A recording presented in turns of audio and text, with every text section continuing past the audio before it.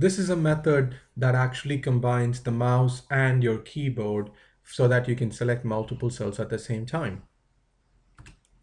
Now let's say I want to select from A1 through A5. I can click on A1 and then I can use Shift key and then I click directly on A5. Now I've selected A1 through A5.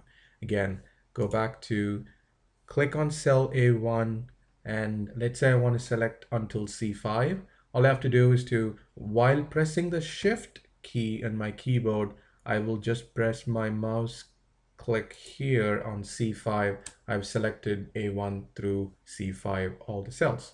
And this is again a method that if you prefer using your mouse, you'll probably find this very useful and very effective.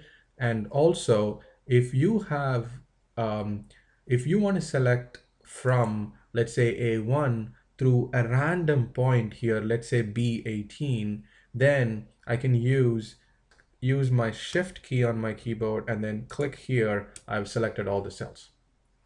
So this is effective in such scenarios where you have to actually stop your selection at some random cell, because if you use your control arrow key shortcuts, it's not going to find this empty cell because the control will only find you non-empty cells. If you want to stop your selection at empty cells, this method can be effective, and especially if your data actually goes across multiple pages. And if I want to stop, for example, here, then I can just stop here. So this is easier to do with this approach because you can stop at a random cell, you can stop at an empty cell also, and that would not be feasible if you're using the control shift shortcut combinations, for example.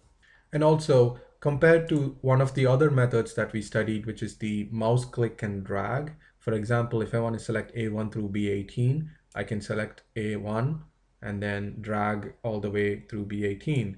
Of course, this is also possible and feasible.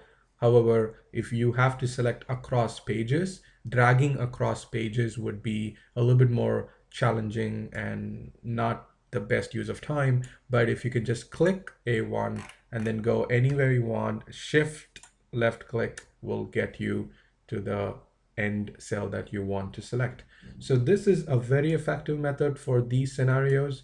Again, remember that each method has its own benefits, and also some people get very comfortable with a certain approach and they are very effective and efficient in using that. So if this is your method, please go ahead and use it. There's no best method or the right method. It is whatever that you feel comfortable using and you feel that you're being effective is the best method.